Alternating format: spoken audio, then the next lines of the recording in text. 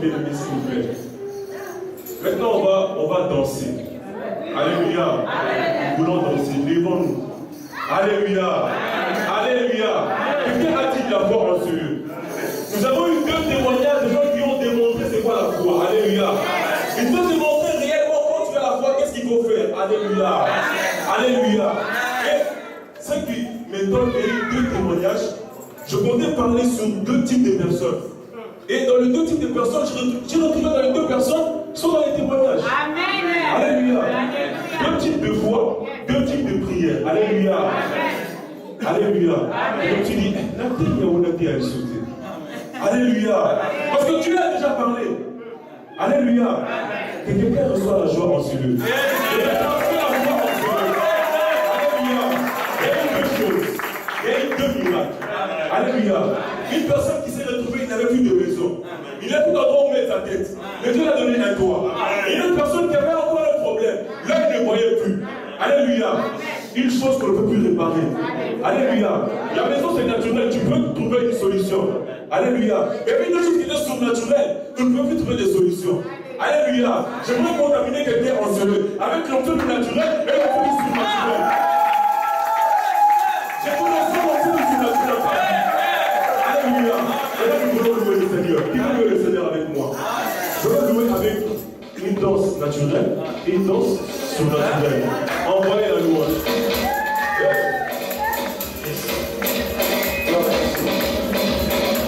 La salle est droite, c'est petit, c'est bon.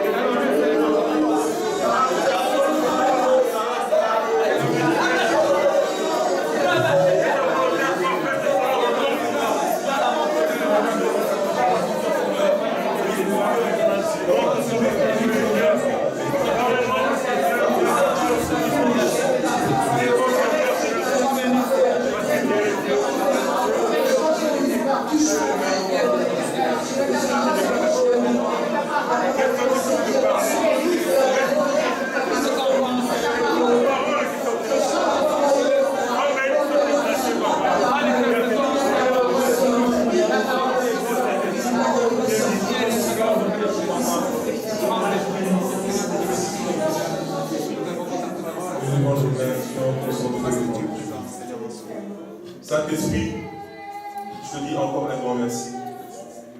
Merci pour ta grâce, merci pour ta faveur, et surtout merci pour ta présence. Seigneur, voici tous les cœurs en cieux sont disposés rien que pour toi. Voici tous les âmes en cieux sont disposés rien que pour toi.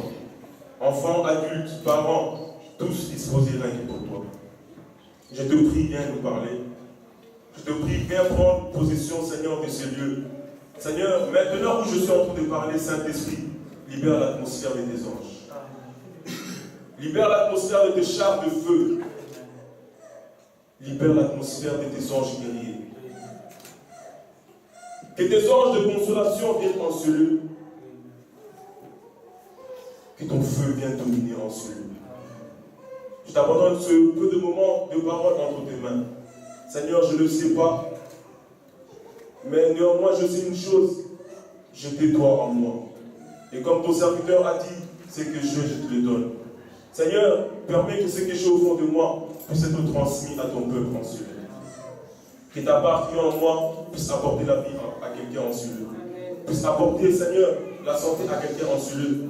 Puisse permettre à une personne d'avoir encore foi en toi. Saint-Esprit, loin de nous le mal, loin de nous l'antichrist, loin de nous, Seigneur, les mauvaises pensées, mais seulement ta présence en ce lieu. Trône en maître et trône en majesté. En ton nom, nous avons ainsi prié, nous disons Amen. Amen, amen, amen, amen, amen, amen. Amen, amen, amen, amen. Quand tu t'assois, fais un sourire à ton voisin. Quand tu t'assois, dis à ton voisin, ce soir tu seras béni. Quand tu t'assois, dis à ton voisin, prépare-toi à tout. Alléluia. Alléluia. Est-ce que ton voisin a transmis son sourire? Alléluia. Souris à ton voisin. C'est terminé. Alléluia. Amen, amen, amen, amen. Alléluia. Même quand une personne n'est pas bien, le simple sourire peut changer l'humeur d'une personne. Alléluia. Souris encore. Amen. Amen. Alléluia. Amen. J'espère que nous avons tous nos Bibles. Amen, amen. Nous allons ouvrir rapidement nos Bibles. Alléluia. Si on peut calmer les enfants.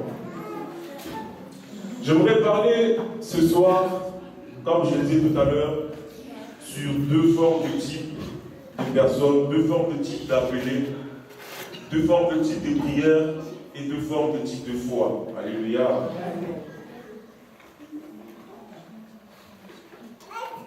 J'expliquais tout à l'heure que Dieu a fait grâce que ces témoignages puissent déjà nous édifier sur les deux types de foi et les deux types de prière. Amen. Ce soir, j'aimerais vous parler de deux personnes qui ont deux problèmes totalement différents. Mais ces deux problèmes-là ont, si je peux dire, la même durée. Alléluia. Ouvrons rapidement nos Bibles dans le livre de Marc 5, 22. Marc 5, du 22e verset.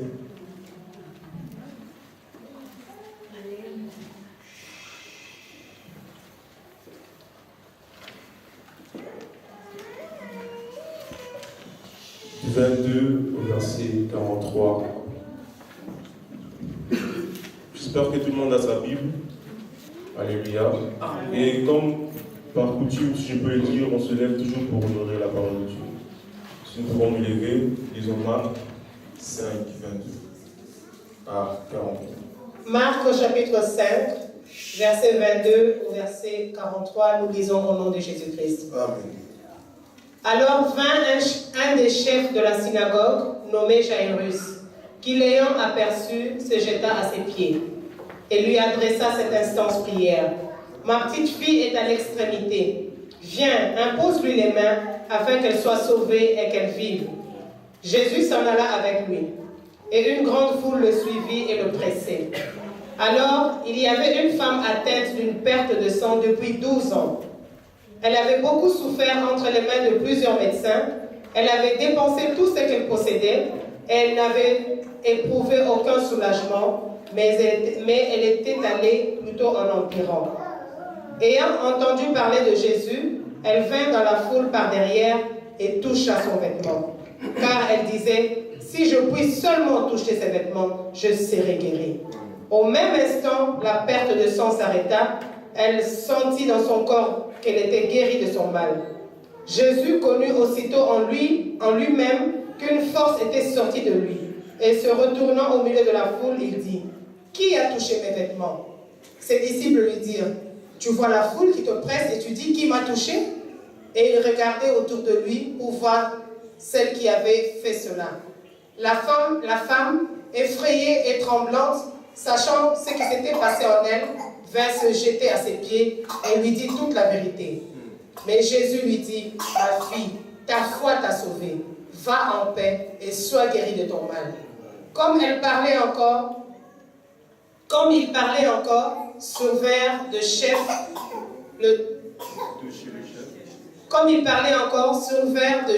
chef de la synagogue des gens qui dirent, ta fille est morte. Pourquoi importuner davantage le maître? Mais Jésus, sans tenir compte de ces paroles, dit au chef de la synagogue, ne crains pas, crois seulement. Et il ne permit à personne de l'accompagner, si ce n'est à Pierre, à Jacques et à Jean, frère de Jacques. Ils arrivèrent à la maison du chef de la synagogue, où Jésus vit une foule bruyante et des gens qui pleuraient et poussaient de grands cris. Il entra et leur dit, pourquoi faites-vous du bruit? Pourquoi pleurez-vous? L'enfant n'est pas morte, mais elle dort. Et ils se moquèrent de lui.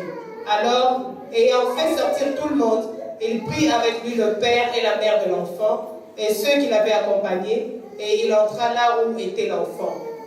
Il la saisit par la main et lui dit, Talitha Koumi, ce qui signifie, jeune fille, lève-toi, je te le dis. Aussitôt, la jeune fille se leva et se mit à marcher, car elle avait 12 ans. Et ils furent tous dans un grand étonnement. Amen. 43, Jésus leur adressa de fortes recommandations pour que personne ne sache la chose. Et il dit qu'on donne à manger à la jeune fille. Amen. Amen. Acclamons la parole de notre Dieu. Merci à vous, je vous en prie. Alléluia. J'ai intitulé mon message Reste près de Dieu. Alléluia. Restez près de Dieu. Une personne, depuis le mois passé, nous sommes toujours dans ce thème du choix de Dieu. Nous sommes le choix de Dieu, les appelés de Dieu, les gens que Dieu a élus. Alléluia. Et une personne que Dieu a élue se doit de rester près de Dieu. Alléluia. Ce n'est pas parce que tu es élu de Dieu que tu peux te permettre de t'éloigner de Dieu. Comme c'est devenu le langage de beaucoup de personnes, il ne va pas à l'église, il ne médite pas la parole, il ne prie pas, mais pour lui, il est déjà enfant de Dieu. Alléluia. Un enfant de Dieu, un vrai enfant de Dieu, reste auprès de son Dieu. Que quelqu'un dise Amen. Amen. Ici, la Bible nous parle d'un homme qui s'appelle Jairus. C'est un verset que j'aime beaucoup. Cet homme, il avait un souci. Cet homme avait un grand problème. Cet homme se tourmentait, cet homme souffrait énormément, cet homme n'avait pas de paix.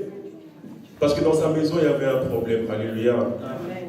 Là, il explique que dans sa maison, il avait son enfant était malade, était pratiquement près de la mort.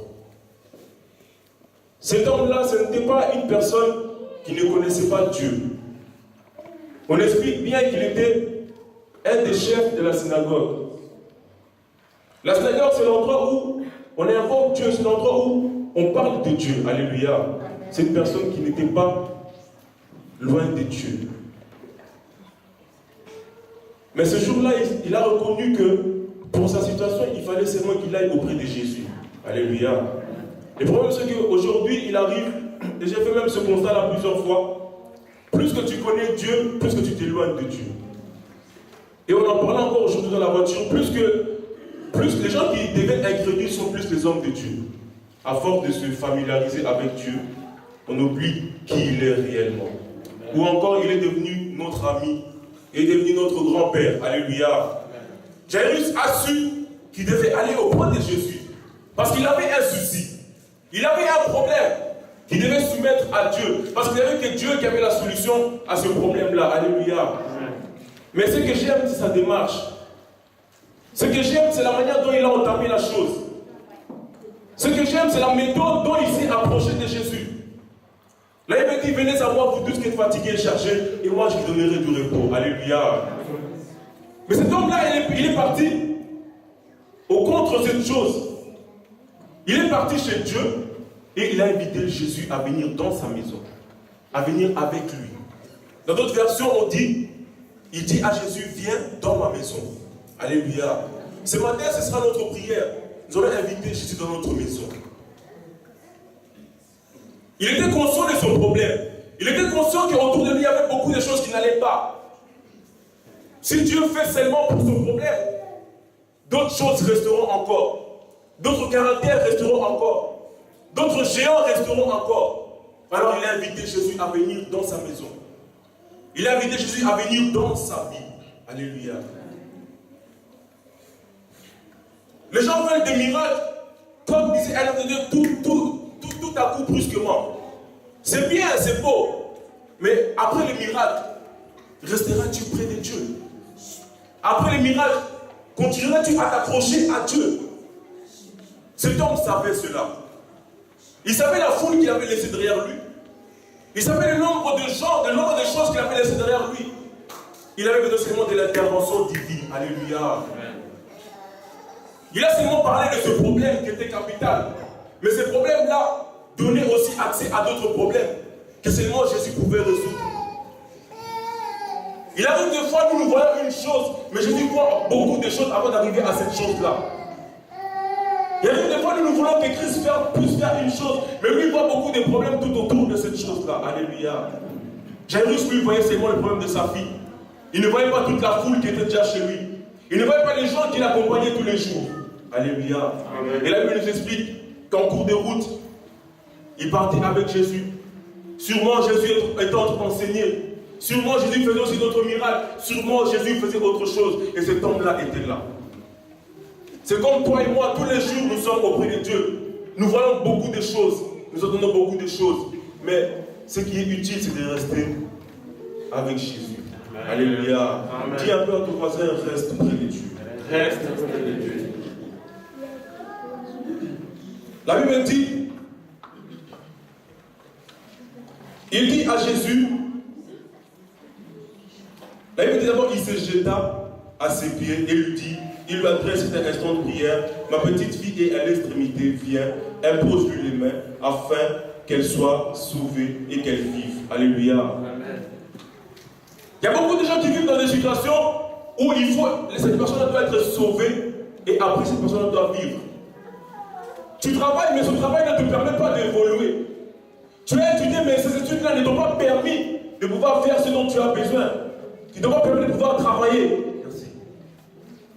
Il a dit, impose-lui les mains et qu'elle vive. Qu'elle soit sauvée et qu'elle vive. Il ne pouvait pas se dire simplement, impose-lui les mains et qu'elle puisse vivre. Mais il savait qu'il y avait un double étape. Il y avait deux choses qui devaient se faire.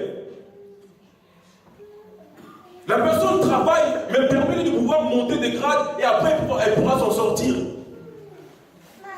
La personne a étudié, ou la personne étudie, mais permet de pouvoir terminer et enfin trouver un travail. Il y avait deux travails à faire. Jésus devait faire deux types de choses.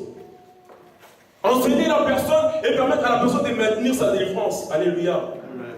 Beaucoup sont enseignés, mais après ils ne maintiennent pas leur délivrance. Parce qu'ils sont seulement sauvés, mais ils ne vivent pas après. Alléluia. Amen. Il a dit, impose-lui les mains, qu'elle soit sauvée et qu'elle vive. Le et là, c'est et puis, qu'elle vive. Donc après cela, qu'elle vive. Donc après l'enseignement, elle doit maintenir sa délivrance. Alléluia. Amen. Et beaucoup de gens se retrouvent dans cette situation. Beaucoup de gens ont été convertis, mais réellement leur cœur n'est pas affranchi. Avant d'être, on passe par le fait d'être converti. Tout le monde s'est converti. Je me suis converti à Christ. Mais maintenant, sois affranchi. Alléluia. La Bible dit Christ affranchi. Christ ne convertit pas, il affranchit. Alléluia. L'homme de Dieu t'a aidé à te convertir. Mais maintenant, toi, fais en sorte que Christ puisse t'affranchir. Parce que quand tu es affranchi, c'est là réellement que tu es libre. C'est là réellement que tu peux vivre. Amen. Alléluia. Jairus n'a pas voulu que son problème reste seulement converti. Il a voulu que ce problème-là soit aussi affranchi. Alors il a dit, impose-lui les mains et qu'elle puisse vivre après. Alléluia. Mais regarde un peu au fond de toi. Est-ce que tu es déjà dans l'état d'être réellement affranchi par Christ ou tu es encore converti? Les gens convertis, c'est les gens qui prient mais qui te disent que ça t'a raté. Les gens convertis, c'est les gens qui prient mais après qui peuvent se permettre de dire que la vérité n'est pas sauté. La possibilité, mais la vérité. Ça, c'est les gens qui sont juste convertis. Les gens convertis, c'est les gens qui regardent les jours où ils vont à l'église. 3 jours d'église, 3 séances, si on a dit encore 2, ça va. Quand tu vois quelqu'un qui est comme ça, dis-lui que cette personne est juste convertie. Alléluia. Nous avons entamé pendant 3 séances chaque jour. C'est des choses qui vont de pair. Si tu rates mardi, mercredi, ça ne vaut pas la peine. Mais quand les gens veulent prier, veulent faire les miracles, ils disent bon, mardi, il va trop parler à le bateau, donc je pense qu'on va venir vendredi pour la prière. Mais ta prière doit avoir accès à la parole de Dieu. Alléluia. Si tu n'es pas enseigné, mais tu vas prier par rapport à quoi? Si tu n'es pas enseigné, comment vas-tu te défendre face au diable? Imaginez-vous le travail que Jésus a dû faire. Il a pris du temps à connaître la parole. Parce qu'il savait qu'un jour, il allait se trouver dans le désert, il allait se retrouver face à face avec le diable. Ce jour-là, il n'a pas combattu avec ses mains. Mais parce qu'il avait le savoir en lui, il a pu transmettre cela, il a pu combattre avec cela. Alléluia. Mais regarde-toi un peu. Tu es juste converti ou tu es réellement affranchi? Là, il me dit quand Christ nous a affranchis, nous sommes réellement libres. La réalité. Alléluia. Réellement libre. Depuis dimanche passé, l'Éternel est en train de parler à nos cœurs. Regardons-nous un peu au fond de nos cœurs. Sommes-nous réellement convertis ou sommes-nous réellement affranchis ou juste convertis? Alléluia. Amen. Les gens qui sont convertis, c'est les gens où, quand tu vas lui prêcher par rapport à la dîme, c'est la personne qui va crier, ah, Isaïe solo. Les pasteurs volent trop notre dîme. Alléluia. C'est le sujet tabou de ce jour. Comme les gens ne veulent pas qu'on puisse toucher à leur argent, dans leur conversion, ils sont prêts à dire tout, à accepter tout qui protège leur poche. Alléluia. Mais quand tu es affranchi, tu es prêt à donner pour ton Dieu. Quand tu es affranchi, tu es prêt à te sacrifier pour ton Dieu. Quand tu es affranchi, tu es prêt à faire tout, juste pour faire plaisir à Dieu. Alléluia. Et regardons par la suite, la Bible dit, cet homme dans son